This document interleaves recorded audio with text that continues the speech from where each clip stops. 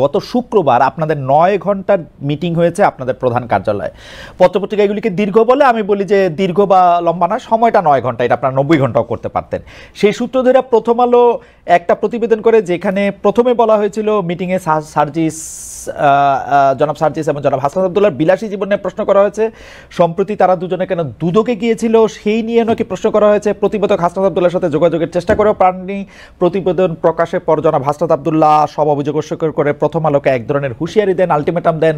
তারপরে পত্রিকাটি তার সংবাদ বদলে ফেলে। এরকম আরো একটা প্রধান সারির দৈনিক তারা একবার নিউজ করলো, যখন আমাদের জাতীয় নাগরিক কমিটিতে যখন জুনায়েদ ছিলেন, তাকে নিয়ে নাকি মিটিং এ আপনার তার প্রশ্নে নাকি সংগঠনের দ্বিধা বিভক্তি তৈরি হয়েছে, যেটা একেবারে কমপ্লিটলি ফেব্রিকেটেড ছিল। কারণ ওই মিটিং এ আমি দায়িত্ব নিয়ে বলতে পারি জুনায়েদ কোনো এজেন্ডাই ছিল না, কিন্তু তারপরেও এভাবেই নিউজটা করা হয়েছে। তখন আমরা যখন রিজয়েন্ডার দিলাম যে জুনায়েদ তো আমাদের মিটিং এ কোনো আলাদা করে কোনো এজেন্ডাই ছিল না, তখন কিন্তু এই পত্রিকা স্বীকার করতে বাধ্য হলো যে হ্যাঁ আসলে আমরা পরে খবর পেয়েছি আমাদের সোর্সের কাছ থেকে যে জুনায়েদ কোনো এজেন্ডা ছিল না। তবু প্রক্রিয়াটা দুর্বল। কিন্তু হাসনাতকে নিয়ে কোনো হাসনাতের বিলাসী জীবন বা এই ধরনের কোনো প্রসঙ্গই ওঠে নাই। তাহলে এইটা যখন আপনি ডিফেন্ড করতে পারলেন না, আমি যখন খালেদ ভাই যখন আপনি প্রশ্নটা করলেন, আমি যখন বললাম যে না এটা আমাদের মিটিং এর কথাই ছিল না, তখন আপনি যদি এটা ডিফেন্ড করতে না পারেন তখন কিন্তু আপনার জায়গাটা প্রশ্নবিদ্ধ হয়। আমি এটা বলার চেষ্টা করছি। আপনাদের কাছে যে অনেক প্রলোভন আসতেছে এই কথা কিন্তু আমরাও বাইরে থেকে অনেক শুনতেছি। সেলিম ভাইও নিশ্চয়ই শুনেছেন, সেলিম ভাই নিশ্চয়ই এটা পর বলবেন।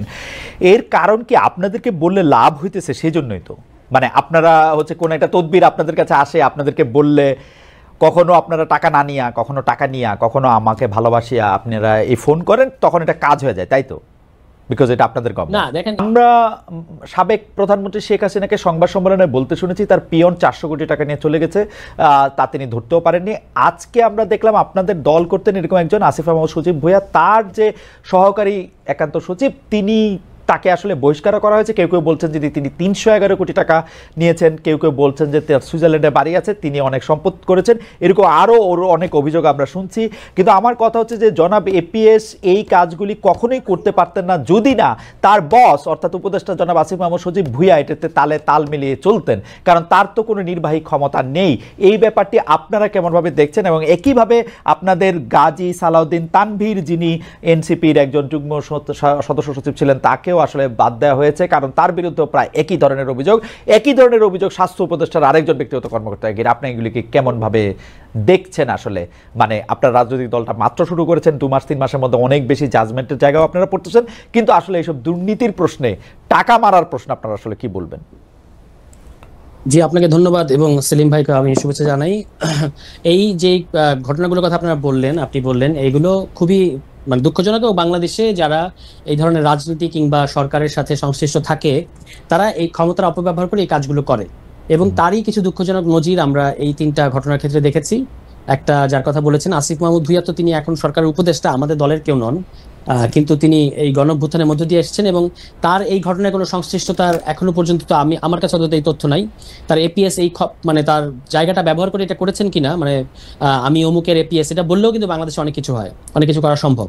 তো এইটা করে তিনি করেছেন কিনা সেটা তদন্ত করে বলা যাবে এবং তাকে তার জায়গা থেকে সরিয়ে দেওয়া হয়েছে। আর আমাদের দলের যিনি এসছেন তার বিরুদ্ধেও দলের সবারই প্রচন্ড আপত্তি এবং আমরা এটা গোপন করি নাই। এবং যেহেতু এখন তাকে অব্যাহতি দেওয়া হয়েছে এবং তার ঘটনাগুলো একটা ইন্টারনাল তদন্তের মধ্যে পড়েছে, ফলে আমি তদন্ত হওয়ার আগ পর্যন্ত এই ব্যাপারে চূড়ান্ত কথা বলবো না। তবে যে কথাগুলো শোনা যাচ্ছে, যে অভিযোগগুলো শোনা যাচ্ছে, এগুলো খুবই ভয়ঙ্কর এবং আমরা এটা আশা করি না যে আমাদের দলের কেউ এই ধরনের কোনো অভিযোগে তার বিরুদ্ধে হবে। তো এই কারণে আমরা একটা শৃঙ্খলা কমিটি করেছি যে যেন আমাদের দলের কারোর বিরুদ্ধে যদি এই ধরনের কথা আসে, কারণ এরকম অনেক অ্যাম্বিশাস লোক, এখন যেহেতু একটা অপেক্ষাকৃত ভালো সময় বলবো আমি, তো অপেক্ষাকৃত ভালো সময়ে অনেকেই আসবে একটা রাজনৈতিক দলের মধ্যে। আমাদেরও আরো মানে কাউকে রিক্রুট করার প্রসেসটা আরো সলিড হতে হবে, কিন্তু তবু এর মধ্যে দিয়ে কেউ কেউ মানে যে কোনো ধরনের অপকর্মের মধ্যে যুক্ত হতে পারে। আমরা একটা সিস্টেম ডেভেলপ করার চেষ্টা করেছি, বা এখনো পর্যন্ত আমরা বলবো যে অনেকাংশেই করে ফেলেছি, যে একটা হচ্ছে দলের শৃঙ্খলা বিধি, আর একটা হচ্ছে এই ধরনের অভিযোগ আসলে সেটা একটা প্রপার তদন্তের মধ্য দিয়ে যেন আমরা তার বিরুদ্ধে ব্যবস্থা নিতে পারি। তো সেটা আমরা করেছি এবং যিনি তানভীর সাহেব, তার বিরুদ্ধেও আমরা অলরেডি আমাদের কার্যক্রম শুরু হয়েছে বা তদন্ত চলছে এবং আমরা আশা করি যে তার বিরুদ্ধে অভিযোগগুলো যদি প্রমাণিত হয় তাহলে অবশ্যই তার বিরুদ্ধে সাংগঠনিক ব্যবস্থা, এখন তো একটা সাময়িক ব্যবস্থা নেওয়া হয়েছে, একটা মানে চূড়ান্ত ব্যবস্থা তার বিরুদ্ধে হয়তো নেওয়া হবে যদি অভিযোগগুলো প্রমাণিত হয়। সংগঠনের ক্ষেত্রে আপনারা আসলে কোন নীতি অনুসরণ করছেন এসব ক্ষেত্রে? যেমন আমরা দেখছি যে আপনাদের একজন বড় নেতা সার্জিস আলম, তিনি যখন 150টি গাড়ি নিয়ে সেখানে গেলেন, সেটি নিয়ে আপনাদের দলের ভিতরে অনেক সমালোচনা হয়েছে। আমরা যখন দেখলাম যে আপনাদের একজন দলের বড় নেতা, উনি একটি বিরাট অফিসে বসে বিরাট করে একটু সিগনেচার দিয়ে একটু ছবি টবি তুলছেন, সেটাও আপনাদের দলের মধ্যে অনেক সমালোচনা হয়েছে। আপনারা কি এগুলি দল থেকে উৎসাহিত করছেন, নাকি আপনারা দলের মধ্যে এগুলি প্রশ্নবিদ্ধ করছেন? আপনারা কি মনে করছেন যে আপনারা এরকম একটা দল হবেন যে যেমনি ইচ্ছা সে তেমন করুক, নাকি আপনাদের একটা নির্দিষ্ট একটা নীতিমালা বা গাইডলাইন আপনাদের আছে? আপনারা যে আমাদের পরিষ্কারভাবে আমরা চাই যে আমাদের দলের যারা নেতাকর্মী বা বিশেষত যারা কেন্দ্রীয় নেতা, এমনকি মহানগর বা জেলা পর্যায়ের নেতা, তারা যেন কোনো ধরনের অপকর্ম কিংবা এই ধরনের কর্মকাণ্ডে যেন না জড়ায়। তো সেই ক্ষেত্রে আমরা একটা প্রপার গাইডলাইন করেছি এবং সেটা ইতিমধ্যেই আমাদের সংগঠনের নীতি নির্ধারণী ফোরামে প্রস্তাব করা হয়েছে। এটা আমরা একটা ওথ নেয়ার ব্যবস্থা হবে আমাদের, এবং সকল সংগঠন সকল সংশ্লিষ্টরা এটাতে সাইন করবেন যে তিনি যদি এই নীতিমালা ভঙ্গ করেন তাহলে তার বিরুদ্ধে আসলে সাংগঠনিক ব্যবস্থা নেওয়া যাবে। তো এখন যে এই ইন্টারিম পর্যায়ে এগুলো ঘটছে, এটা ঘটছে তার কারণ হলো যে চারপাশে এত টোপ এবং এত ধরনের এখন প্রলোভন, যেহেতু একটা নতুন সময় এবং এত ধরনের প্রলোভন, অনেকেই প্রলোভনে হয়তো জড়িয়ে যাচ্ছে কোনো একটা টোপের ফাঁদে পড়ে। যারা রাজনীতিটাকে এরকম পয়সা বানানো কিংবা রাজনীতিকে মনে করেন যে একটা ক্ষমতা ব্যবহার করে নিজে ফুলে ফেপে ওঠা, তারাই সাময়িক সময়ের মধ্যে এই সুবিধাগুলো নেওয়ার চেষ্টা করবে। কিন্তু আমরা আমাদের দলের দিক থেকে খুবই স্ট্রিক্ট। আমাদের দলের কারো বিরুদ্ধে এই ধরনের কোনো অভিযোগ উঠলে তাকে কোনোভাবেই এই দলের রাজনীতি করতে দেওয়া হবে না, তার বিরুদ্ধে ব্যবস্থা নেওয়া হবে।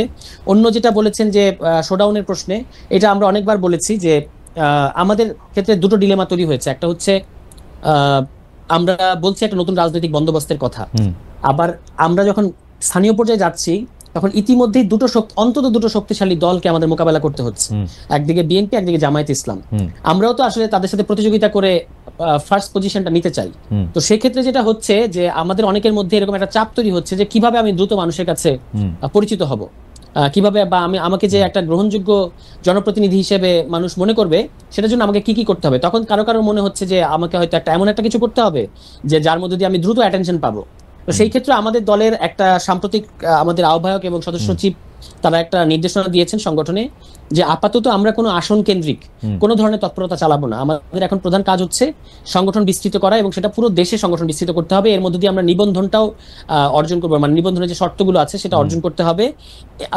যেগুলো ঘটেছে, যতটুকু ঘটেছে এটা যেন আর না ঘটে।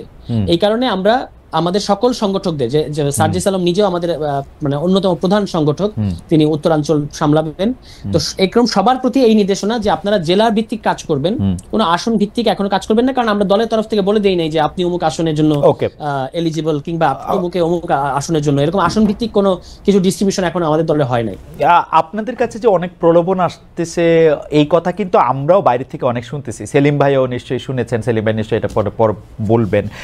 এর কারণ কি আপনাদেরকে বললে লাভ হইতেছে সেই জন্যই তো, মানে আপনারা হচ্ছে কোন একটা তদবির আপনাদের কাছে আসে, আপনাদেরকে বললে কখনো আপনারা টাকা না নিয়া, কখনো টাকা নিয়া, কখনো আমাকে ভালোবাসিয়া আপনারা এই ফোন করেন, তখন এটা কাজ হয়ে যায়, তাই তো? বিকজ এটা আপনাদের গভর্নমেন্ট। না দেখেন, না এরকম না, আমাদের কাছে যে অনেক তদবির আসে ব্যাপারটা সেরকম না। কেউ এরকম প্রলোভনে ফাঁদে পড়তে পারে বলে আমি আন্দাজ করছি, কারণ এরকম তো দুই একটা ঘটনা শোনা যাচ্ছে। আচ্ছা, কিন্তু অন্যান্য মানে এখন পরিস্থিতিটাই এমন, এখন একটু আগেও আপনার এখানে আলাপ হচ্ছিল শুরু করার আগে, যে পরিস্থিতিটাই বাংলাদেশে এমন যে প্রচুর মানুষ প্রচুর ধরনের তদবির করছে, সবাই সবার জন্য তদবির করছে যে যেভাবে পারছে। এবং এটা শুধু এনসিপির কাছে তদবির আসে ব্যাপারটা এরকম না, আরো এর অন্তত 4-5 গুণ বেশি তদবির আসে বড় রাজনৈতিক দলগুলোর কাছে, এবং তারা এটাকে কিভাবে ব্যবহার করে সেই কিছু কথা আমরাও শুনতে পাই। আমাদের দিক থেকে দেখেন, আমার কাছে অনেক সময় অনেকে বিপদে পড়ে আসছে। যেমন আজকে কালিয়াকৈরের একটা ঘটনা, আমি একটা খুবই দরিদ্র পরিবার, তার একটা মেয়ের সাথে খুবই বাজে একটা ঘটনা ঘটেছে। তিনি আমার কাছে চাচ্ছেন যে তিনি কিভাবে আইন আদালত করবেন তিনি জানেন না, তো আমার কাছে তিনি একটা সহযোগিতা চেয়েছেন। তো সেক্ষেত্রে আমি আমাদের কালিয়াকৈরে যিনি আছেন দায়িত্বশীল, তার সাথে আমি যোগাযোগ করিয়ে দিয়েছি। এটাকে অবশ্য তদবির বলা যাবে না, হয়তো এটা একটা তিনি বিপদে পড়ে এসেছেন, এরকম কিছু বিপদে পড়েও কিন্তু আমাদের কাছে। আমার মনে হয় যে আপনার বক্তব্য পরিষ্কার। আমি এই ব্যাপারে একটু শেষ প্রশ্ন করে আপনি একটু অল্প করে যদি এটার একটু উত্তর দেন এই একই প্রসঙ্গে, তারপর আমরা আবার একটু সেলিম ভাইয়ের কাছে যাবো। যে গত শুক্রবার আপনাদের 9 ঘন্টার মিটিং হয়েছে আপনাদের প্রধান কার্যালয়ে। পত্রপত্রিকা এগুলিকে দীর্ঘ বলে, আমি বলি যে দীর্ঘ বা লম্বা না, সময়টা 9 ঘন্টা, এটা আপনারা 90 ঘন্টাও করতে পারতেন। সেই সূত্র ধরে প্রথম আলো একটা প্রতিবেদন করে, যেখানে প্রথমে বলা হয়েছিল মিটিংয়ে জনাব সার্জিস এবং জনাব হাসনাত আব্দুল্লাহর বিলাসী জীবন নিয়ে প্রশ্ন করা হয়েছে। সম্প্রতি তারা দুজনে কেন দুদকে গিয়েছিল সেই নিয়ে নাকি প্রশ্ন করা হয়েছে। প্রতিবেদক হাসনাত আব্দুল্লাহর সাথে যোগাযোগের চেষ্টা করেও পাননি। প্রতিবেদন প্রকাশের পর জনাব হাসনাত আব্দুল্লাহ সব অভিযোগ অস্বীকার করে প্রথম আলোকে এক ধরনের হুঁশিয়ারি দেন, আলটিমেটাম দেন। তারপরে পত্রিকাটি তার সংবাদ বদলে ফেলে। আপনি কি আমাদের একটু বলবেন, প্রথম কথা হলো যে পত্রিকার জায়গা থেকে আগে যে মিটিংয়ে আসলে এই ধরনের কথা বলা হয়েছিল কিনা, এই ধরনের প্রশ্ন তোলা হয়েছিল কিনা, কারো বিরুদ্ধে এরকম কথা বলা হয়েছিল কিনা 9 ঘন্টা লম্বা মিটিংয়ে? আপনাদের মধ্যে নিজস্ব ক্ষোভ নাকি বাইরের কিও দেখা গেছে? আপনি যদি একটু ছোট করে বলেন তো স্যার। মানে 9 ঘন্টা মিটিং, মানে লম্বা মিটিং হয়েছে, এটা সত্য। এবং সেখানে আমাদের এটা ঈদের পরে প্রথম জেনারেল মিটিং, অনেকগুলো বিষয়ে কথাবার্তা হয়েছে। তার মধ্যে আমাদের প্রধানত কথা হয়েছে আমাদের কিভাবে সংগঠন বিস্তৃত করব, কিভাবে জেলা কমিটিগুলো হবে, কিভাবে আমরা নিবন্ধনের শর্ত অর্জন করব, এগুলো নিয়ে আলোচনা হয়েছে। তার মধ্যে এই যে কথাগুলো সোশ্যাল মিডিয়ায় নানা ধরনের যে অভিযোগগুলো এসেছে কারোর ব্যাপারে, সেগুলো নিয়ে কথা হয়েছে। কিন্তু এখানে যেটা প্রথম আলো নিউজে যেটা আমাদেরকে অবাক করেছে, যে এখানে কিন্তু হাসনাতের বিরুদ্ধে কোনো কথা আসে নাই, যে হাসনাতের বিলাসী জীবন বা এই ধরনের কোনো কিছু। তারা বলেছেন যে 5 জন, আমাদের কোনো 5 জন নেতার সাথে নাকি তারা কথা বলেছেন। কিন্তু এটা কমপ্লিটলি আমাদের কাছে খুবই অবাক লেগেছে যে এরকম কোনো হাসনাত নিয়ে কোনো আলোচনাই হয় নাই। সার্জিসের শোডাউন নিয়ে যে সমালোচনা কিছু হয়েছে সোশ্যাল মিডিয়ায়, মানুষ যেটা পছন্দ করে নাই, এই কথাটা প্রসঙ্গটা তোলা হয়েছে। বিলাসী জীবন নিয়ে কোনো আলোচনা হয় নাই। আর যিনি আরেকজন আছেন তানভীর সাহেব, তার যে এই যে অভিযোগগুলোর কথা বললেন, তার অভিযোগের ব্যাপারে তার কাছে আমরা ব্যাখ্যা চেয়েছি ওই মিটিং এর মধ্যে, এবং সেটা নিয়ে কথাবার্তা হয়েছে। কিন্তু নিউজটা খুব আমার কাছে, মানে অন্তত প্রথম আলোর কাছ থেকে এই নিউজটা আসবে এরকম আমি ভাবি নাই। তার কারণ হলো, একটা সংগঠনে জেনারেল মিটিং যখন হয়, ওই সংগঠন কিছু জিনিস নিজেদের মধ্যে রাখতে চায় আর কিছু জিনিস সে পাবলিক করে। তো ধরুন আমরা যেটা প্রেস রিলিজ দিয়ে জানাবো সেটা হচ্ছে আমরা এই কথাগুলো জানাতে চাই, আর কিছু জিনিস আছে আমরা ইন্টারনালি ডিল করতে চাই। হ্যাঁ, এবং সংবাদপত্রের রিপোর্টারদের দায়িত্বই তো যেটা আপনারা জানাতে চান না সেটা জানানো। যদি আপনি প্রেস রিলিজে যেটা জানাবেন তার জন্য তো সাংবাদিক দরকার নাই, আমার মতো 2-1টা পিআরের লোক হলেই হবে, পাবলিক রিলেশনসের লোক হলেই হবে। That's fine. কিন্তু আপনি যখন মানে আমার কোনো নেতার কাছ থেকে কোনো ইনফরমেশন পেয়ে সেটাকে আবার একটু বিকৃতভাবে উপস্থাপন করছেন, তখন তো একটা সমস্যা তৈরি হয়। বিকৃতভাবে উপস্থাপন করেছেন কিনা সেটা তো হচ্ছে অবশ্যই প্রশ্ন। আরেকটা জিনিস আমি বলি খালেদ ভাই, এরকম আরো একটা প্রধান সারির দৈনিক তারা একবার নিউজ করলো, যখন আমাদের জাতীয় নাগরিক কমিটিতে যখন জুনায়েদ ছিলেন, তাকে নিয়ে নাকি মিটিং এ তার প্রশ্নে নাকি সংগঠনের দ্বিধা বিভক্তি তৈরি হয়েছে, যেটা একেবারে কমপ্লিটলি ফেব্রিকেটেড ছিল। কারণ ওই মিটিং এ আমি দায়িত্ব নিয়ে বলতে পারি জুনায়েদ কোনো এজেন্ডাই ছিল না, কিন্তু তারপরেও এভাবেই নিউজটা করা হয়েছে। তখন আমরা যখন রিজয়েন্ডার দিলাম যে জুনায়েদ তো আমাদের মিটিং এ কোনো আলাদা করে কোনো এজেন্ডাই ছিল না, তখন কিন্তু ওই পত্রিকা স্বীকার করতে বাধ্য হলো যে হ্যাঁ আসলে আমরা পরে খবর পেয়েছি আমাদের সোর্সের কাছ থেকে যে জুনায়েদ কোনো এজেন্ডা ছিল না। তবু তারা ওই যে নিউজ করার যে প্রক্রিয়া সেটা থেকে কিন্তু তারা সরে আসে নাই। তো আমি এটার কথা বলছি যে ধরেন আমাদের সংগঠনের কারো কাছ থেকে আপনি গোপনে একটা কিছু জানলেন, সেটাতে নিউজ করে দিলেন, এটা আসলে কতটুকু আমি জানি না যে সাংবাদিকতার গোপনে জানলে গোপনে না, আপনি আরো ভালো বলতে পারবেন। আমি আপনাকে আমার কথা যদি আপনার আমার মানে আমি 1993 সাল থেকে সাংবাদিক করাই। আমার আন্ডারস্ট্যান্ডিং অফ সাংবাদিকতা হচ্ছে যে যদি একমাত্র আমার দায় হচ্ছে পাবলিক ইন্টারেস্টের কাছে, আপনার কাছে থেকে যদি কোনো তথ্য আমি অফ দ্য রেকর্ড জানি, অবশ্যই এটা আমি জানাবো না, কিন্তু কোনো তথ্য যদি আমাকে ভিতরের কোনো সোর্স জানায় এবং এটা যদি আমি ভেরিফাই করে আমি এটা জানতে পারি যে এটা সত্য, এটা আপনার পছন্দ হোক না হোক এটা আমার জানাইতেই হবে, এটা আমার সাংবাদিক হিসাবে এটা আমার দায়িত্ব, আমার কিছু করার নাই।